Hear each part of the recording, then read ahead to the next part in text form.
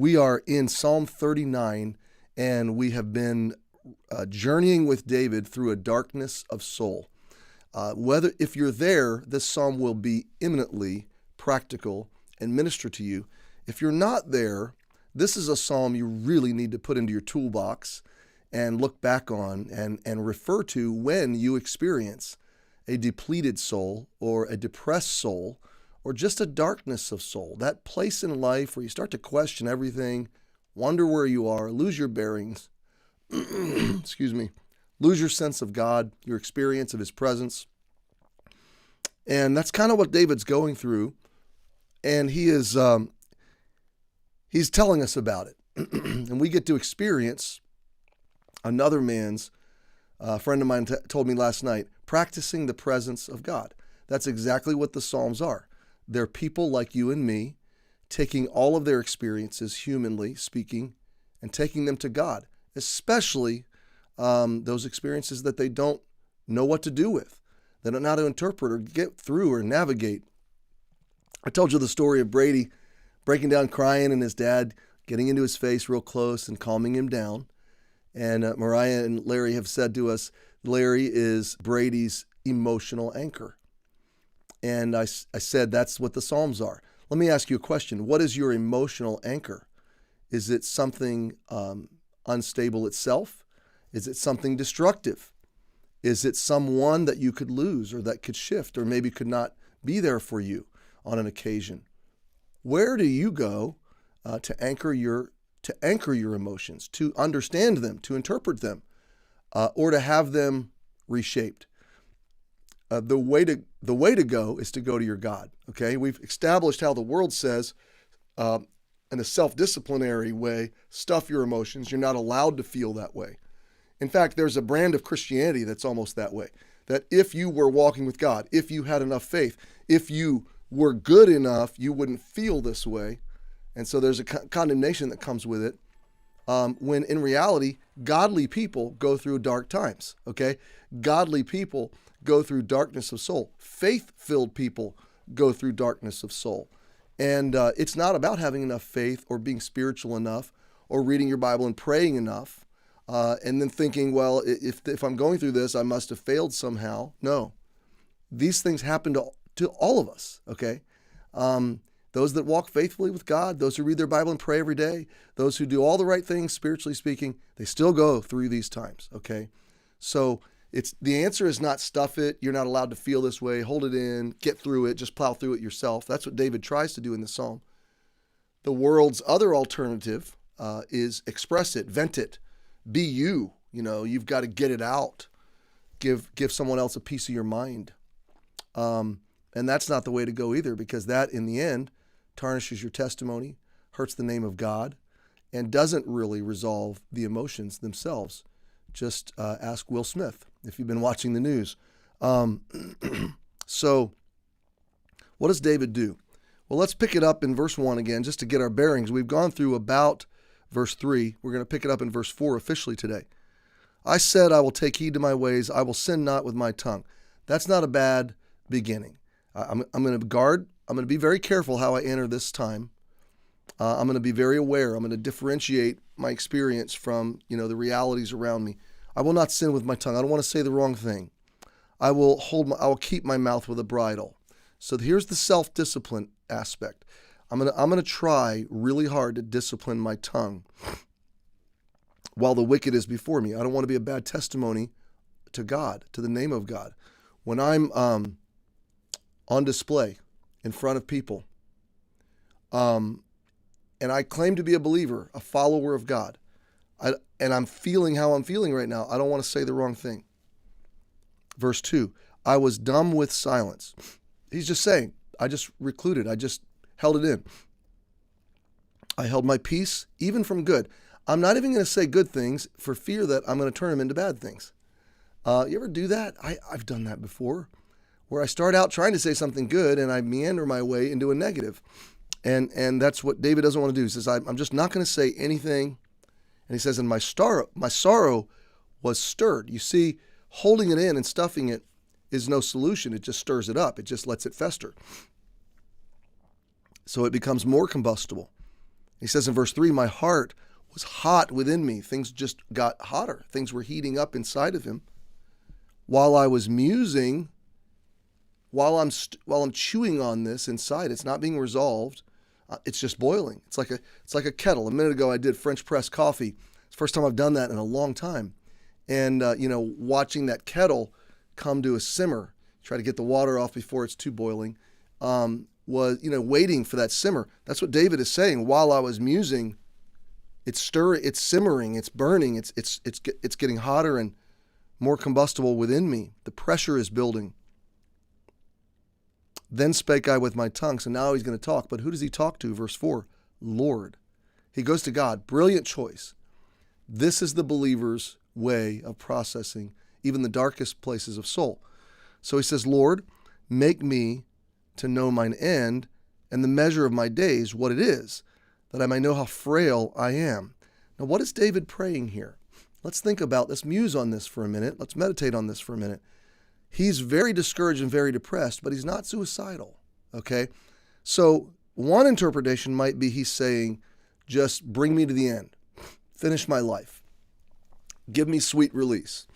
Let me go, let me die. That's not what he's saying, okay? He's not saying, show me the end of my life, as much as he's saying, show me the brevity of my life. And the idea of make me to know. When you read Old Testament scripture, remember this, you're reading an English translation of ancient Hebrew.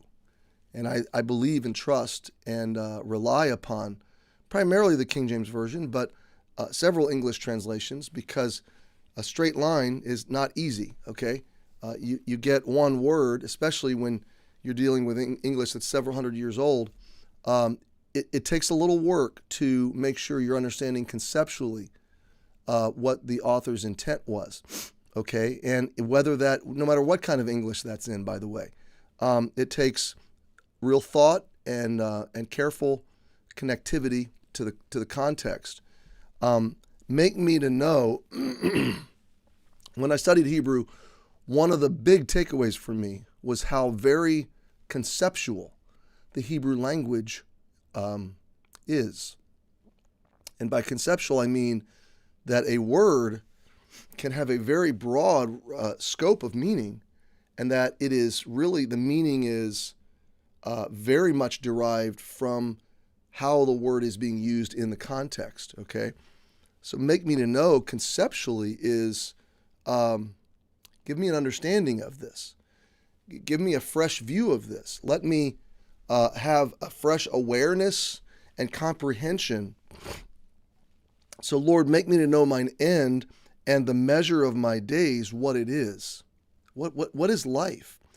Here's my point. When you step back and look at the whole concept, David's saying, I'm losing perspective on what my life is and where I am, and where I've come from and where I'm headed to and what it's all about. And God, I need a fresh reality. I need, in a sense, he's praying for revival.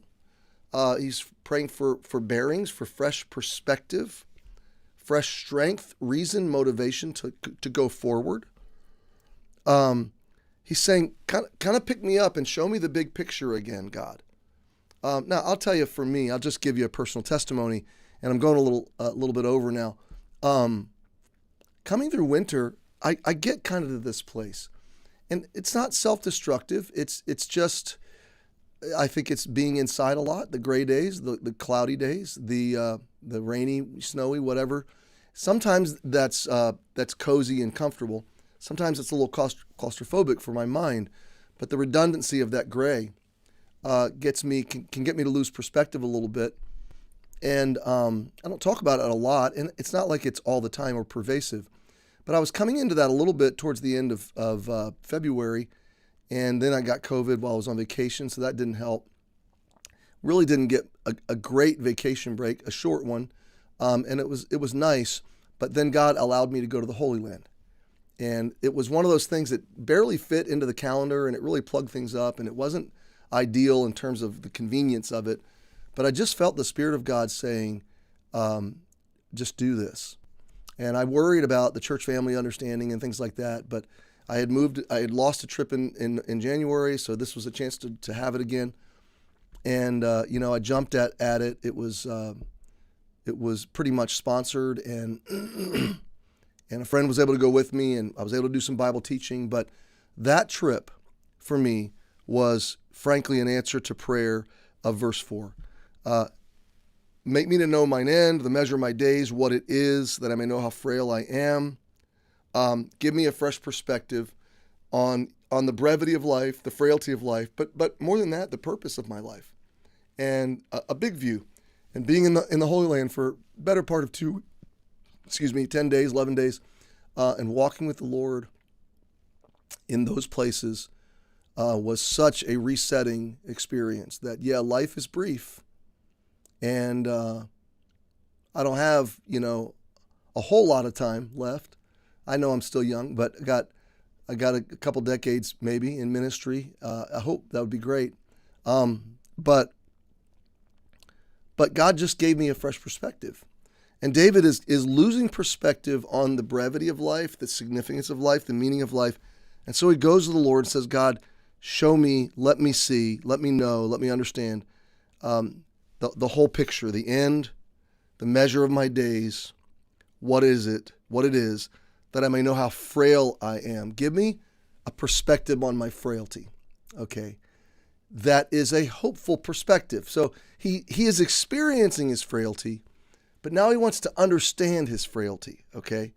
Verse 5, look at the faith here. Behold, thou hast made my days as an handbreadth. I know, God, it's about this long. The tip of one finger to the tip of my thumb. That's about how long my life is. Mine age is as nothing before thee. It passes so quickly, God. I'm just a flash in a pan. Verily, truly, every man at his best state is altogether vanity. Selah. Now, we're going to pause with David's Selah, but I want you to see this. In his human conclusions, he's saying, how can a life that's only that long, how can a life that's this frail matter at all? Why should I care? How is it anything other than vanity? But go back to his prayer. Lord, help me understand. What's he saying? And we're going to wrap it up here. He's saying, God, from my experience of this darkness of soul, life isn't worth it. It's short. It's vain. I'm weak and frail. What difference does it make? What difference do I make? Why should I even care? But his prayer is, Lord, help me understand. Give me a perspective that gives me a reason to get out of bed, love you, embrace your purpose, love others, serve you. Do you catch it? Make me to know. David's saying, give me a reason to press through this darkness. My friend, God will do that because there is a reason. Hey, happy Thursday. Have a great day, and I'll see you tomorrow.